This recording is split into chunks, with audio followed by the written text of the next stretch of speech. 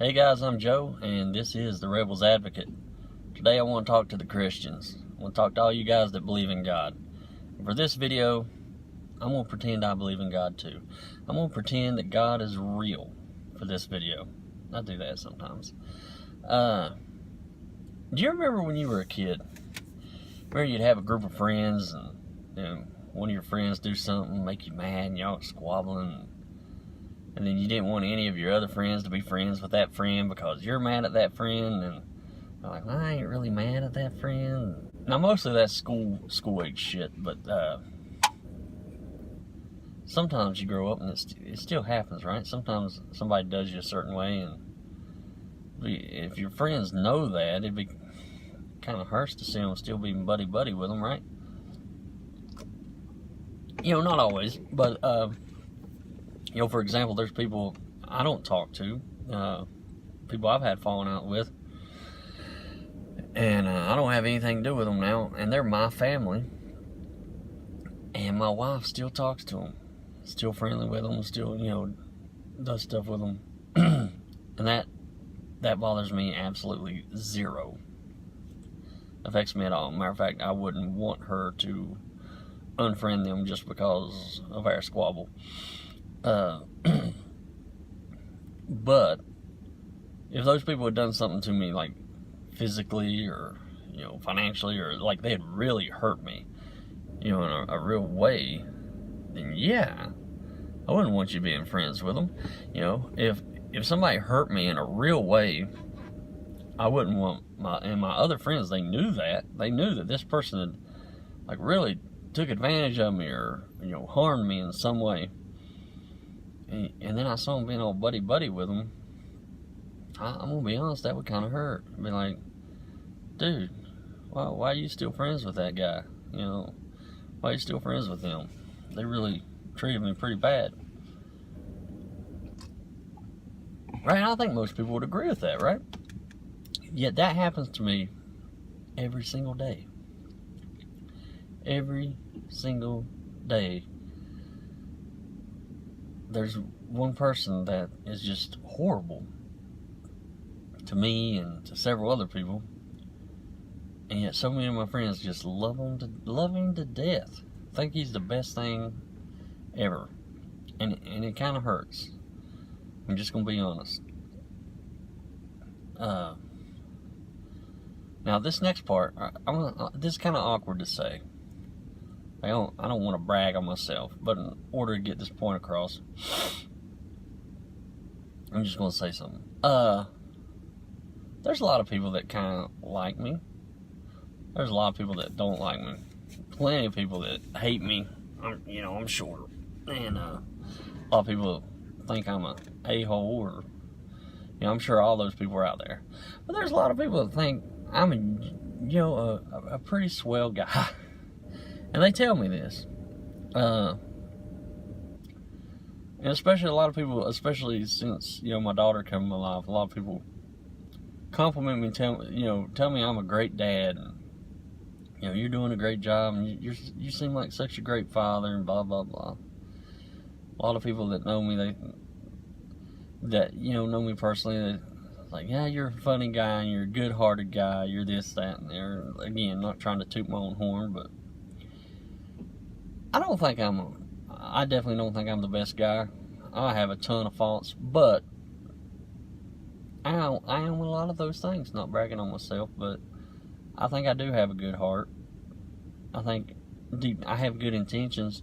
I'm not always the best friend.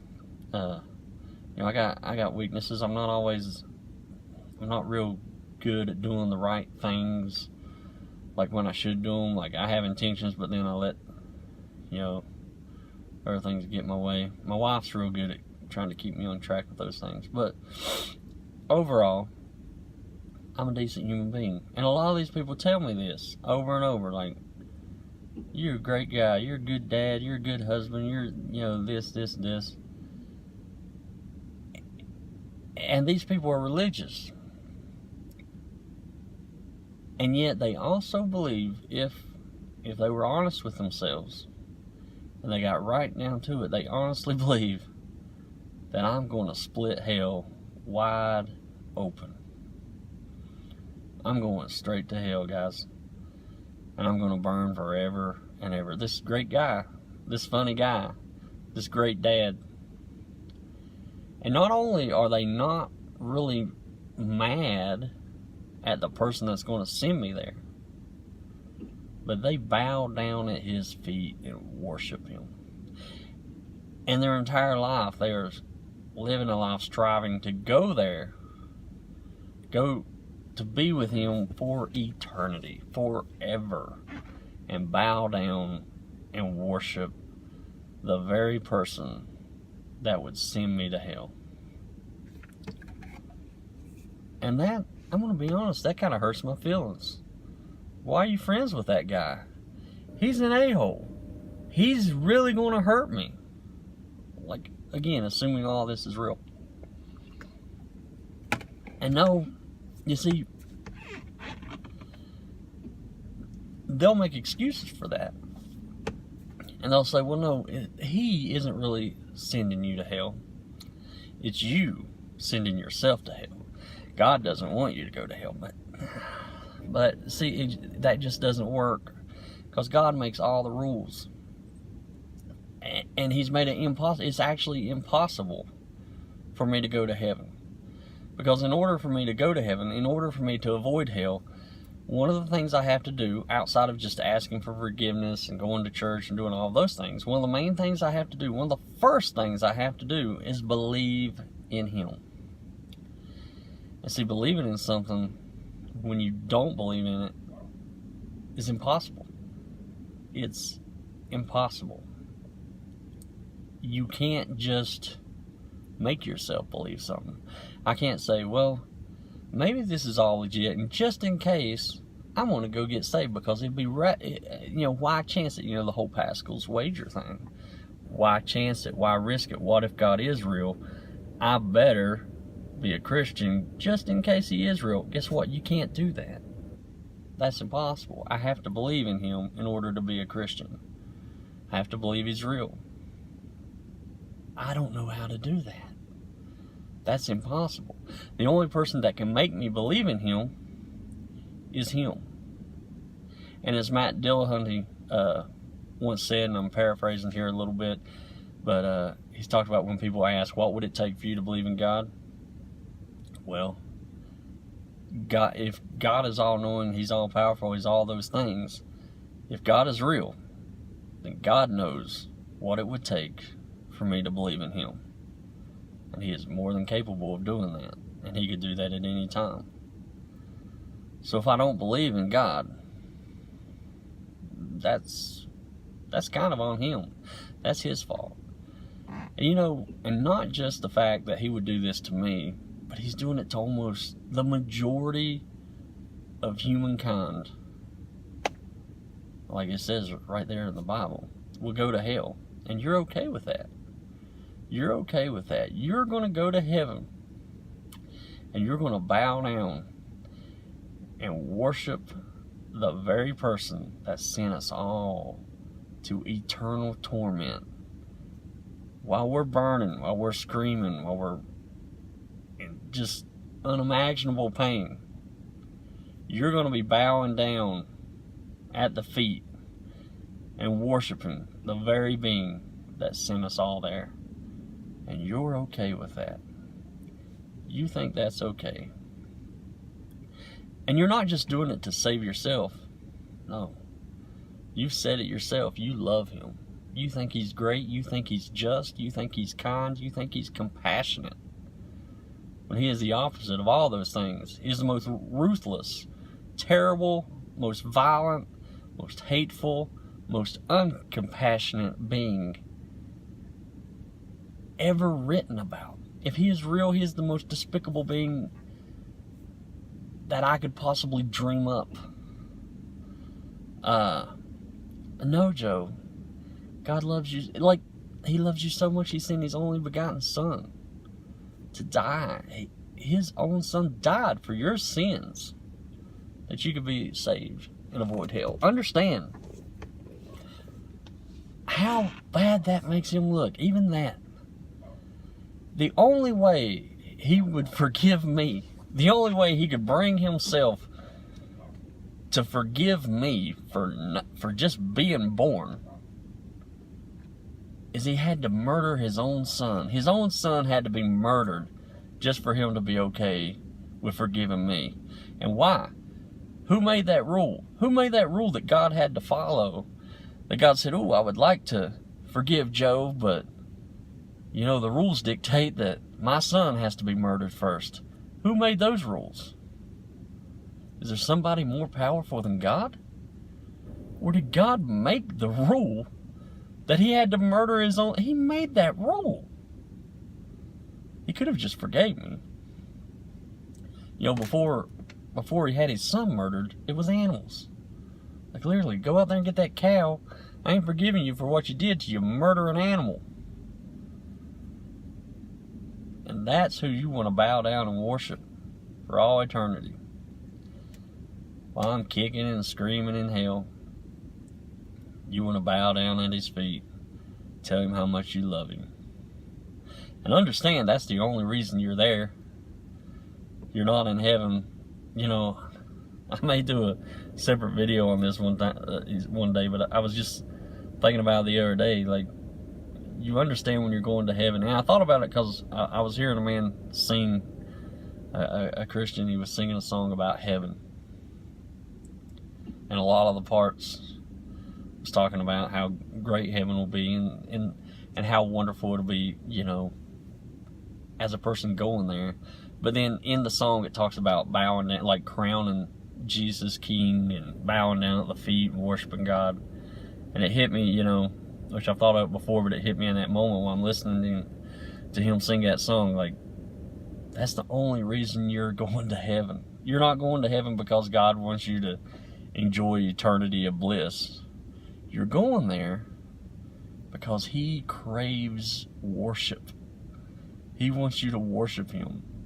He needs you to tell him how awesome he is every second of every day. Like every whatever unit of time of eternity, he needs you on your face telling him how awesome he is. And you'll do that while the majority of your family and friends have been sent to hell by him. And they're kicking and screaming and burning. Now, luckily, if you probably don't even feel bad about anything I said. You still believe all that's going to happen, but you explained it away somehow. But if you do have a heart, somewhere deep down you have a heart, and you're feeling conflicted, you're thinking, wow, that is pretty bad. Wow, I really hate that that's happening. I wish there was some way I could, you know, make this make sense in my head. Well, I got great news for you. So the truth is, none of that's happening. Read the Bible. Really read it. Study it. Cover to cover. And you won't find loopholes that make your God come out to look good. But what you might find is, you know what? This book might be, it just might be a bunch of bullshit. Maybe none of that's happening. Maybe there really isn't a being that is so silly that he would require blood sacrifices just to forgive somebody for being born. Maybe there is no God at all. And maybe there is, but he's not that God. Maybe there's just some kind of creator. Maybe that creator cares about us. Maybe he doesn't. Maybe he has some awesome afterlife plan. Maybe he doesn't.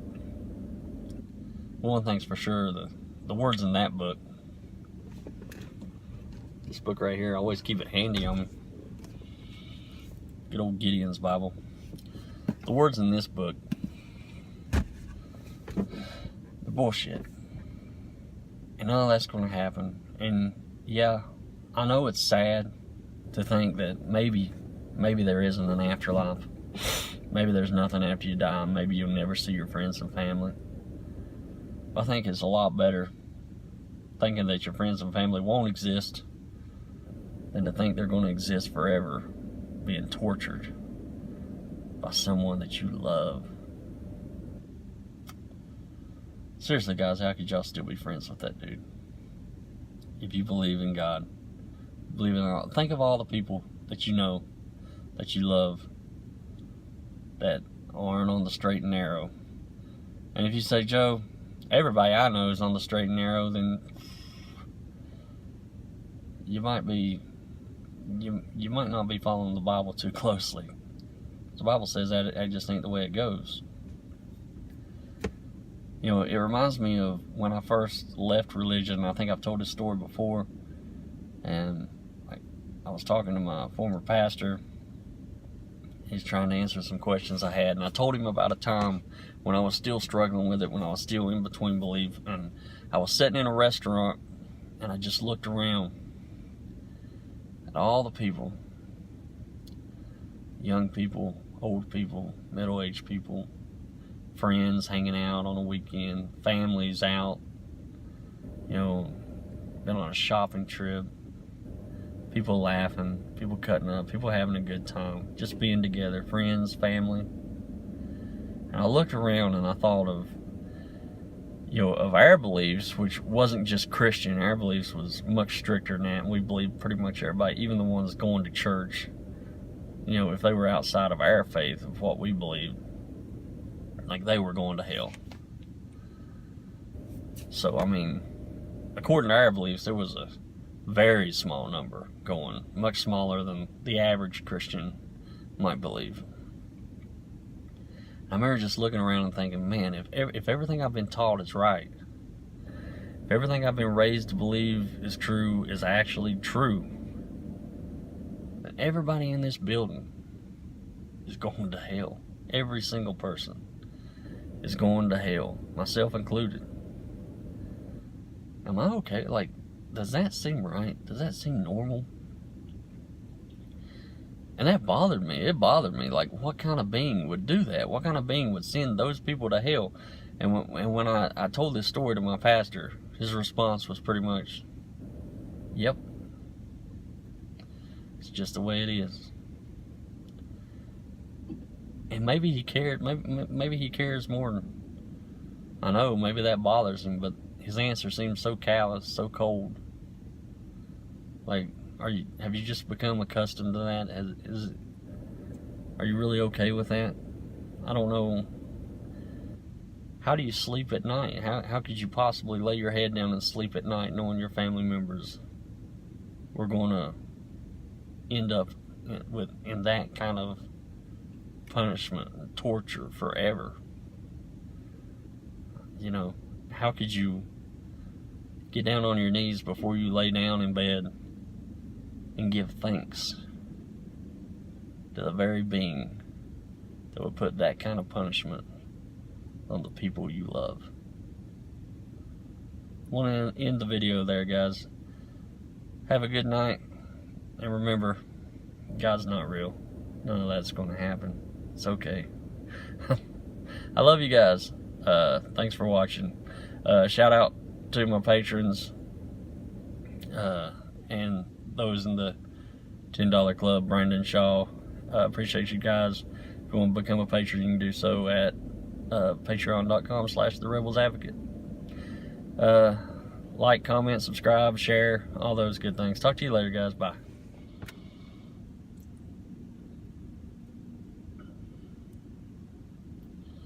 Hey guys, I'm Joe.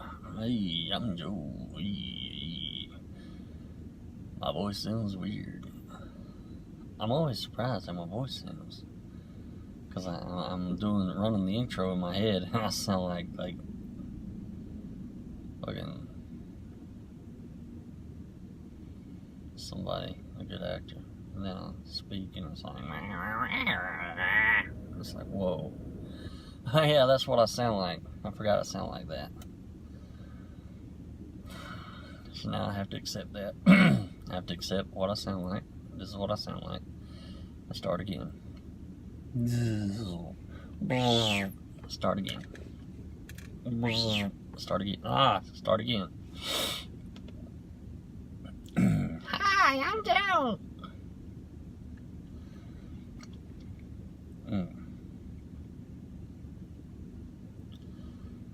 Am I ready? Have I even thought about what I'm talking about? You know, you thought about it, but you didn't really give much. You didn't really plan anything out.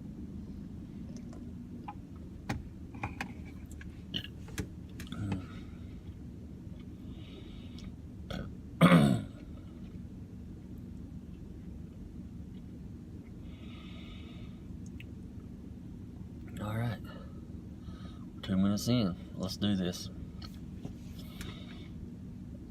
2 minutes in, we ain't even started. 2:05.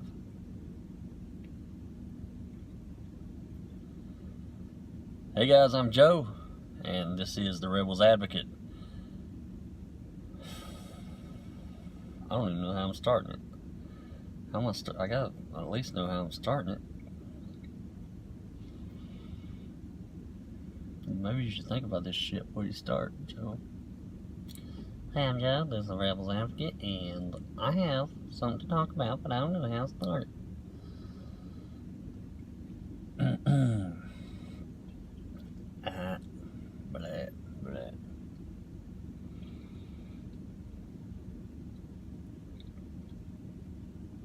Okay, we'll talk to the Christians. That's how I'm starting it. This video goes to the Christians. To all the Christian people out there today. Where's that coming from? What the fuck do I got a light? Oh, that's that light. No. What the fuck?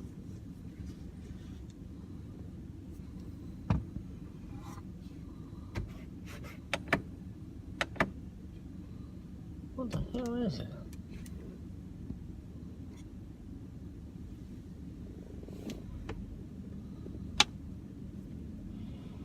Where's that shit coming?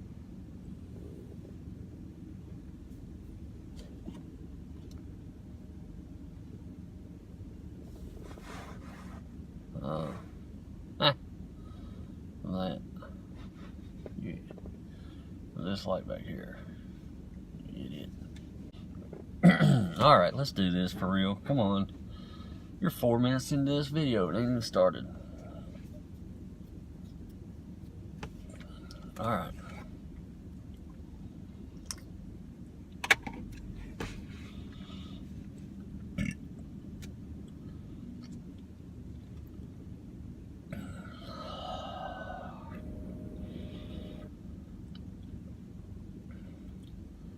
Hey guys, I'm Joe, and this is the Rebels Advocate. Should we get rid of these? Boom, boom, boom. Yeah. Should definitely get rid of those.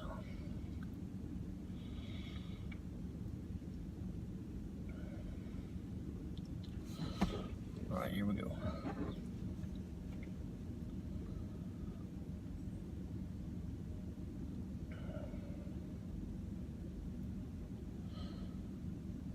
Hey guys, I'm Joe, and this is the Rebels Advocate.